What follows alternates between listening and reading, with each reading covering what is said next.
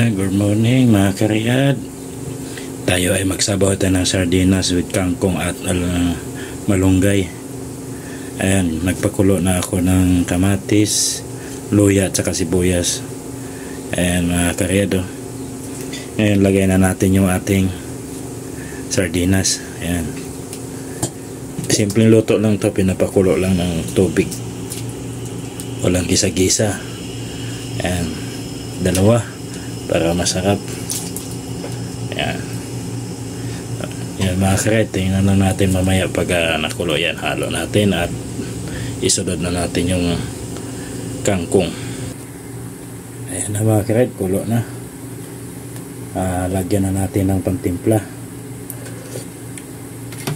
Lagyan na natin ng patis. Ayan, maglagay na tayo ng patis, pampalasa. Hina naman ng tagas.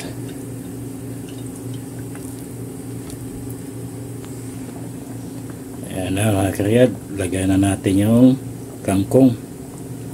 Ayan, maraming kangkong para masarap. Ayan siya. Tapos pag medyo maluto na ang ating kangkong mga karyad, lagay na natin yung ating malunggay. Ayan o, ito yung malunggay. Ayan, lagay natin mamaya. Takpan muna natin mga karyad. Ayan na siya mga karyad o. Medyo naluto ng ating kangkong. Isunod na natin yung ating malunggay. Ayan, kunting kulo na lang muna mga karyad bago natin isunod yung malunggay. At okay na po yung timpla nyan. Solve na yan. May patis na yan. Lutong madalian lang to mga karyad. Walang gisa-gisa. Pakulo ka lang ng sibuyas, kamatis, saka luya. Tapos pagkulo, lagay mo na yung sardinas. Ayan, tapos kulo ulit, lagay mo na yung gulay na gusto nyo. Ayan siya. Ngayon mga karyad, lagay na natin yung ating malunggay.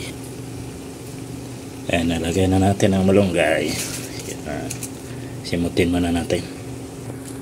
Ayan, andyan na yung malunggay. Lubog lang natin mga karyad. At sandali lang maluto yan. Ayan. Ayos na, ulam na. Ito lang ang buhay namin dito mga OFW mga karyad. Gagawa ng paraan kung anong maganda yung ulam. Kasi lagi lang mayroon dito manok, itlog, isda, baka na walang lasa. Ayan. Saka hindi maganda yung puro karne dito. Ito sardinas, anuhin mo lang siya. Sabawan, lagyan ng gulay, solve na. At ito mga karyad, walang gisa-gisa yan. Tsaka salamat pala sa nagbigay sa akin kahapon sa iskon ng malunggay. Boss, maraming salamat.